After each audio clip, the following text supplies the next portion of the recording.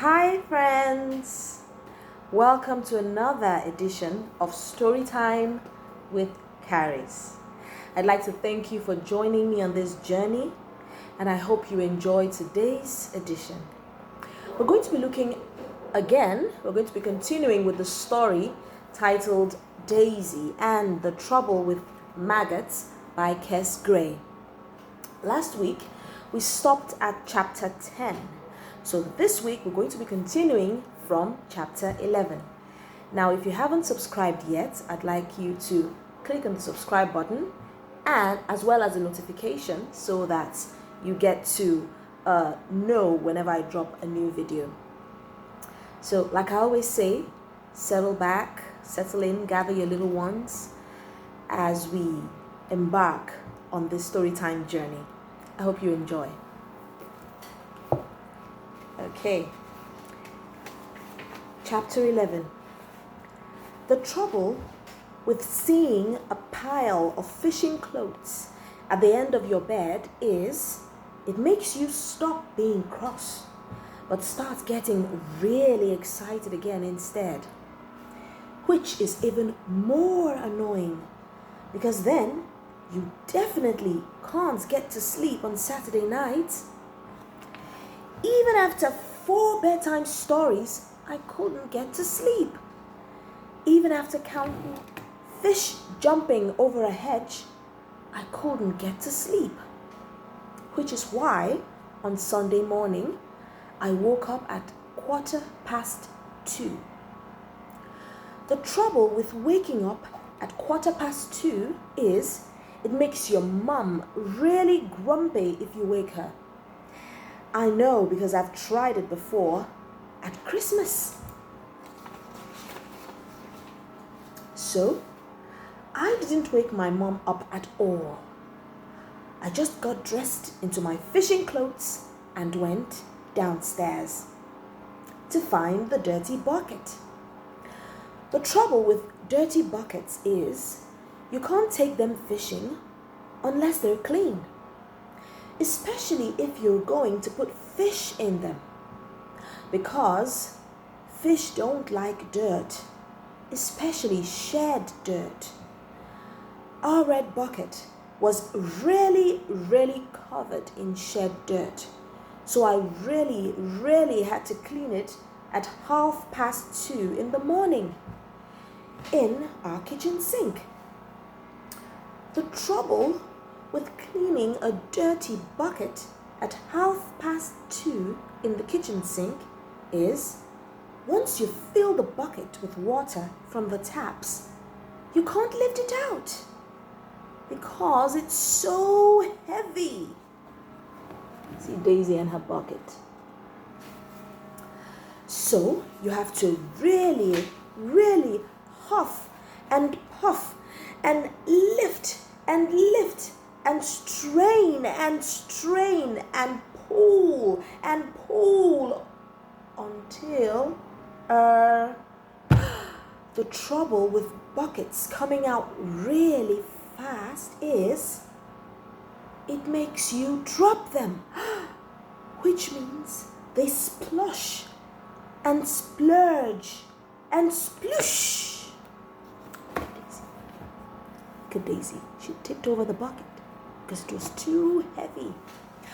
All over the place, which isn't your fault.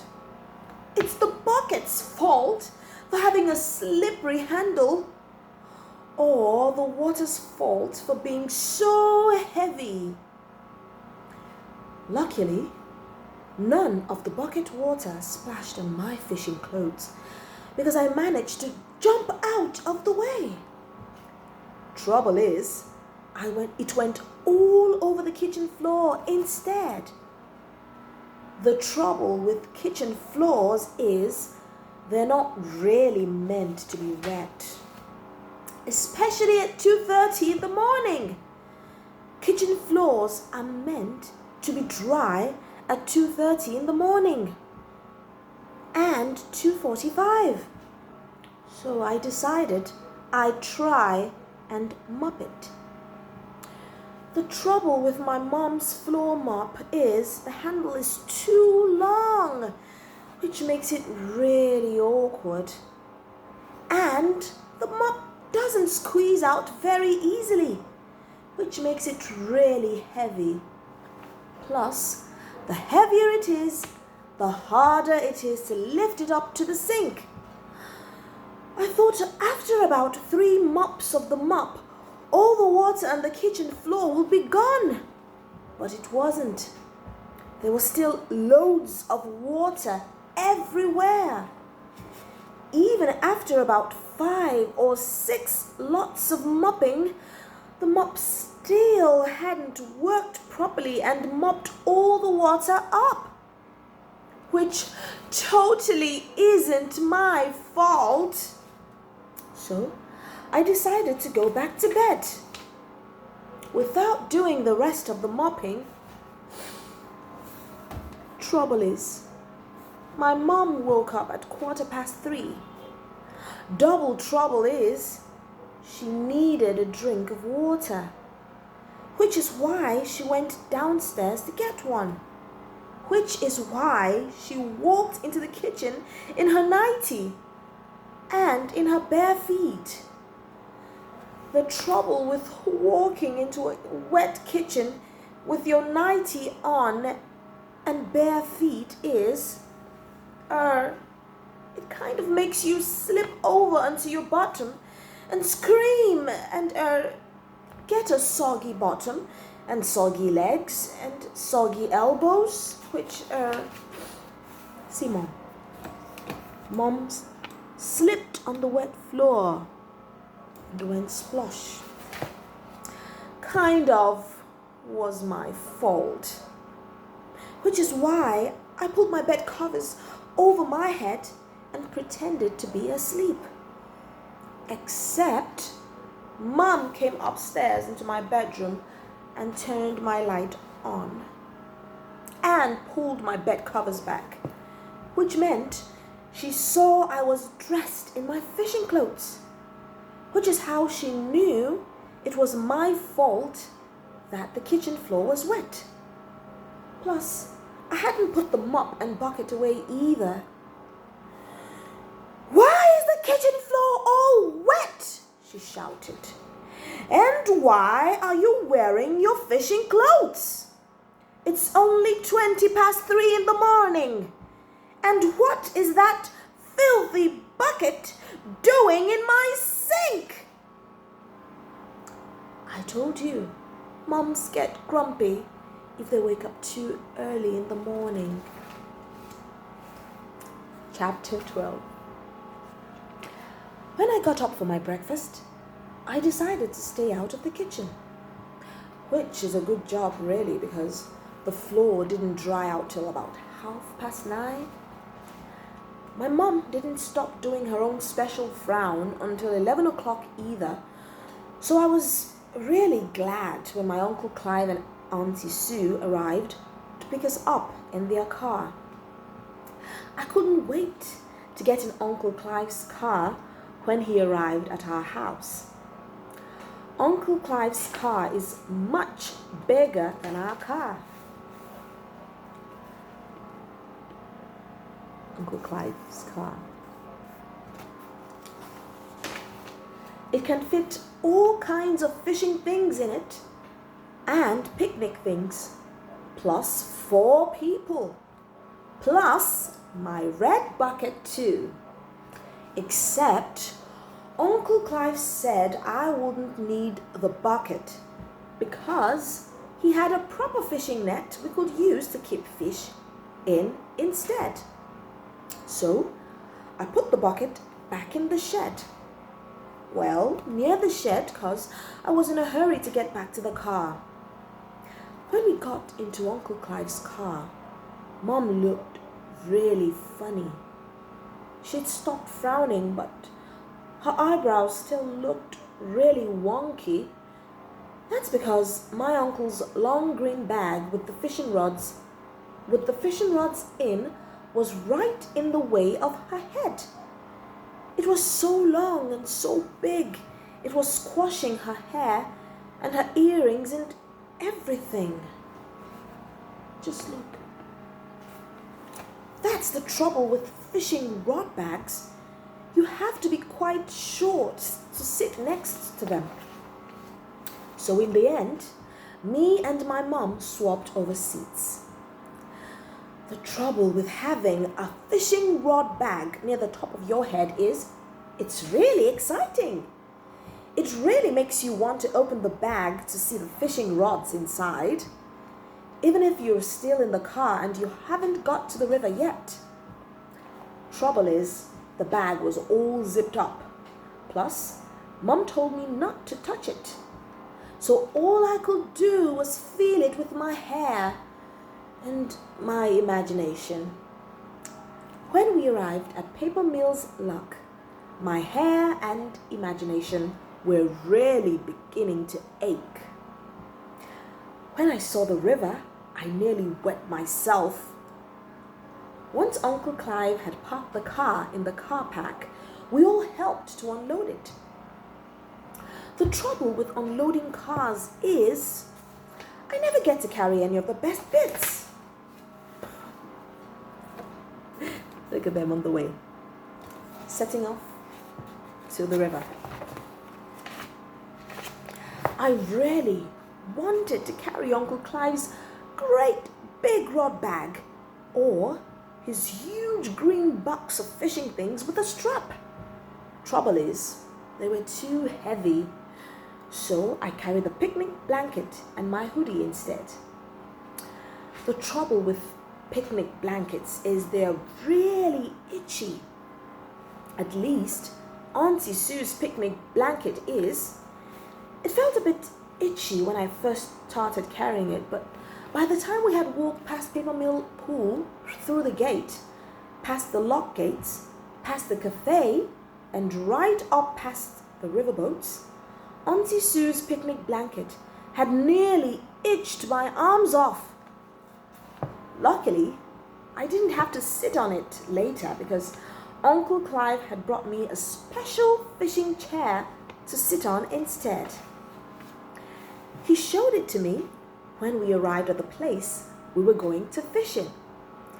Special fishing chairs are really important when you're fishing because they mean you can sit really comfortably right up close next to your fishing rod. I know, because guess what? Uncle Clive had brought me my own special fishing rod to fish with too. You should have seen it. It was even longer than me. Look at Daisy and her long fishing rod. Chapter 13. The trouble with fishing rods is there are all kinds of different ones to choose from. Uncle Clive says that if you haven't been fishing before, then the best type of fishing rod to start off with is a smallish one. Smallish fishing rods are specially for beginners. They come in 2 pieces, but they still look quite big when you push them together. There are lots of special things that you need to bring if you're going to go fishing for the first time. And Uncle Clive had brought them all. As well as a rod and as well as the maggots, I needed a long piece of fishing line, plus a fishing float, plus a teensy little colored rubber band, a box of fishing weights, and a fishing hook. At first, I didn't really know how any of the fishing things Uncle Clive had brought were meant to work. But when my mom had finished putting my sun cream on, Uncle Clive showed me how to join them all together. It was brilliant. This is what my Uncle Clive told me I had to do. Step 1. Push the 2 pieces of your fishing rod together. This is what she's doing. See? Look at Daisy. All right. Step 2.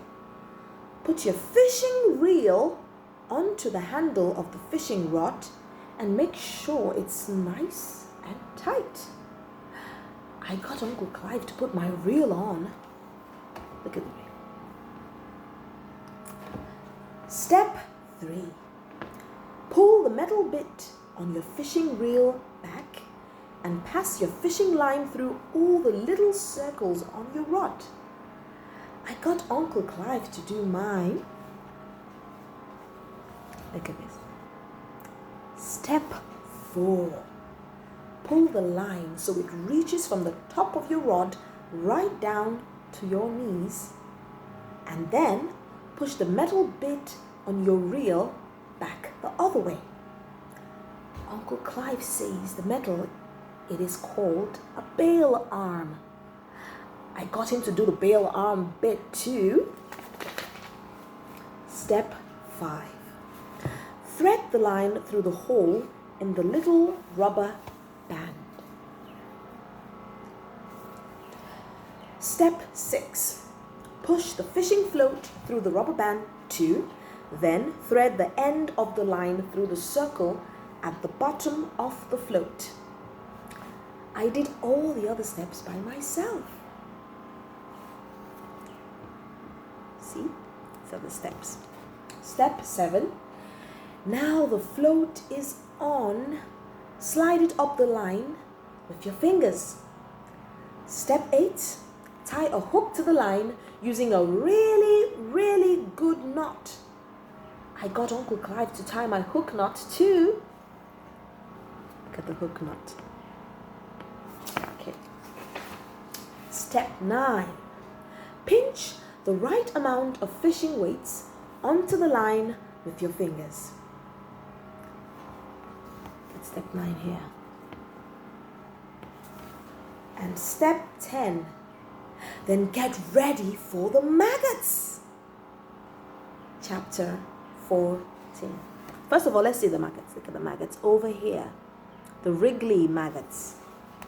And this is Uncle Clive helping Daisy with her fishing rod. Chapter 14. Maggots. Wriggly, tiggly maggots.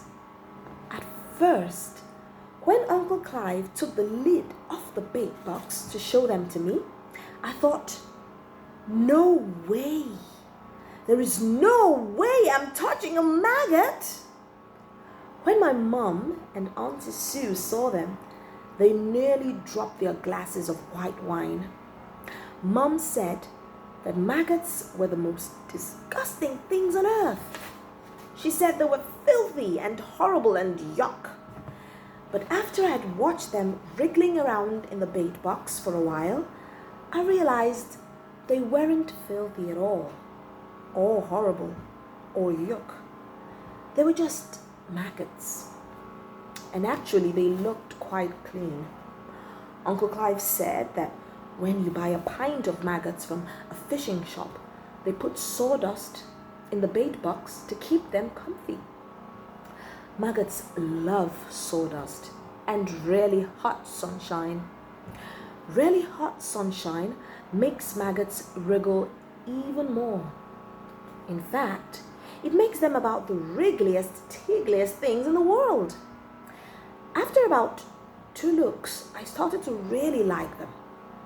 In fact, I was thinking about taking one home to be my pet.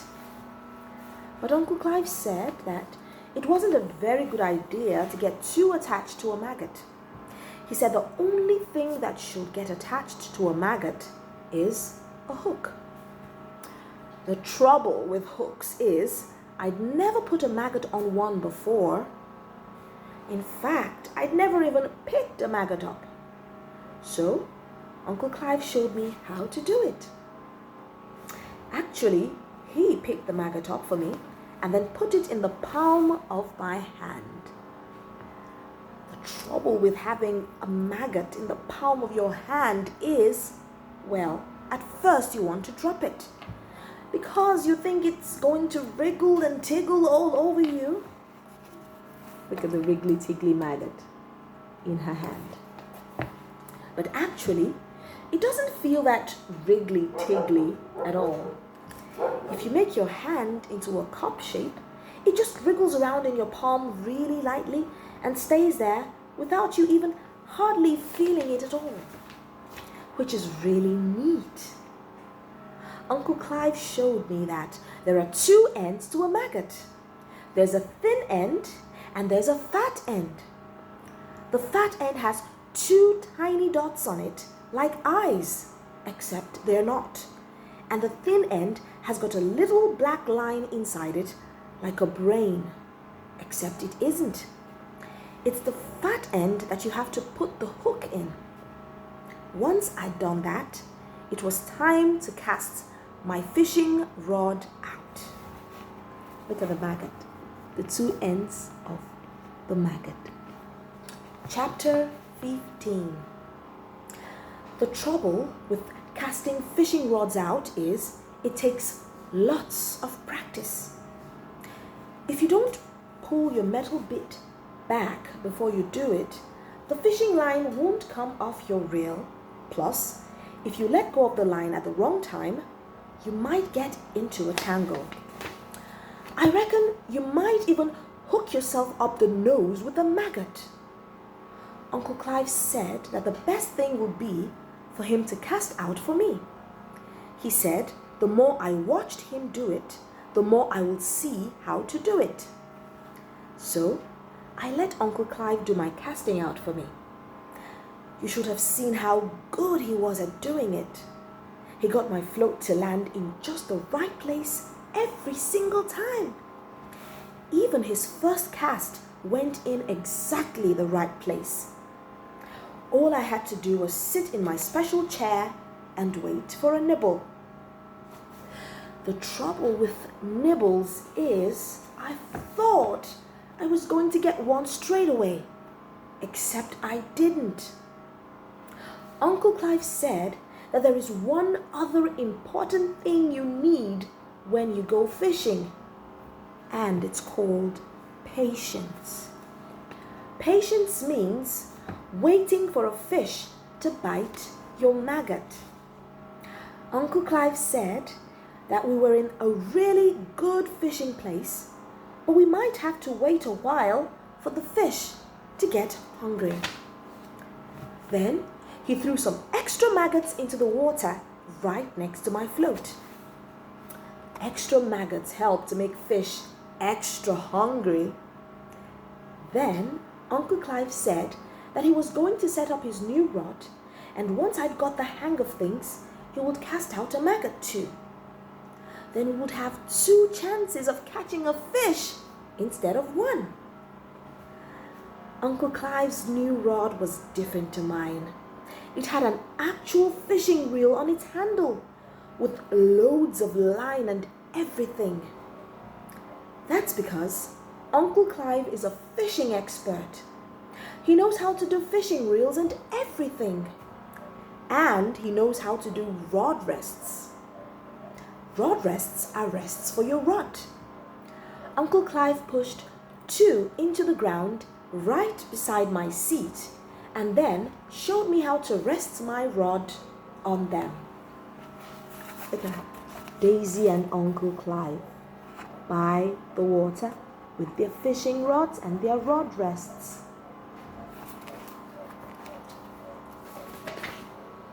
There you go, Daisy, he said. You're all set up. Now sit tight and watch your float. And remember, if your float goes under, it means you've got a bite. So I did sit tight. I sat in my special fishing chair with my rod on my rod rests, and I looked at my float, and I waited, and waited, and waited for at least about 3 minutes. Look at the float. This is Daisy's float. The trouble with waiting, and waiting for at least about 3 minutes is it really makes you want a sausage roll. So I asked my mom if I could have one, and she said I could, as long as I clean my hands first with a wet wipe. So I did, and it was yummy. Not the wet wipe, the sausage roll. The trouble with eating a sausage roll is it makes you want to have a Scotch egg. So I asked my mom if I could have one of those too, and she said I could. So I did, and it was yummy too, especially the yellow bit in the middle. The trouble with having a Scotch egg after you've had a sausage roll is it makes you want to have a jam tart. So I asked my mom if I could have one of those too. See Daisy with her mouth full. Alright, full of sausage roll and Scotch eggs. So I asked my mom if I could have one of those too. And guess what? She said I could. I told you picnics were great fun, didn't I? Except then I got really thirsty. So I asked my mom if I could have a glass of cherryade too. And she said I could. But I had to come and get it myself. So I didn't. Because I couldn't. Because I was fishing. That's the trouble with moms and picnics. Picnics make them even lazier. They're so lazy they can't even get up off the picnic blanket and walk about 2 steps across the grass to give you a drink of cherryade, even if you really need one. Look at mom lying on the blanket. Okay, luckily Auntie Sue brought me some cherryade instead. Otherwise, I'd probably have died of thirst. The trouble with cherryade is it's really wet, especially if you drop it in your lap. It wasn't my fault I dropped my cherryade in my lap or over my trainers. It was my uncle's fault. He was the one who shouted, "Strike, Daisy!" Not me. The trouble with someone shouting, "Strike, Daisy!" is if you don't know what strike Daisy means, you don't know what to do. So I just jumped and dropped my cherryade. While Mom was wet wiping the stickiness off my jeans, Uncle Clive told me that while I was looking at my cherryade, my fishing float had gone under. Which means I'd had my first nibble. Trouble is, I wasn't looking at my float when it happened. I was looking at my cherryade instead. Which is why Uncle Clive shouted, "Strike, Daisy!" Strike, Daisy means pick up your rod quickly, Daisy, and lift it up into the air, or the fish will get away. Not drop your cherryade in your lap, Daisy, and all down your legs, which is what I did. At first, I was a bit embarrassed, but Uncle Clive said not to worry. He said everyone misses their first bite, and he was sure the fish would come back and nibble my maggot again. And guess what? He was right. All right, we'll be stopping here at chapter 15 of Daisy and the Trouble with Maggots. And we will be continuing from there next week. I'm sure you're wondering how Daisy will land her first fish. I'm eager to find that out too. So I hope you will join me again next time. I really enjoyed my story time with you guys, and I hope you did as well. And I really hope to see you again next time. Do have a blessed week ahead. God bless.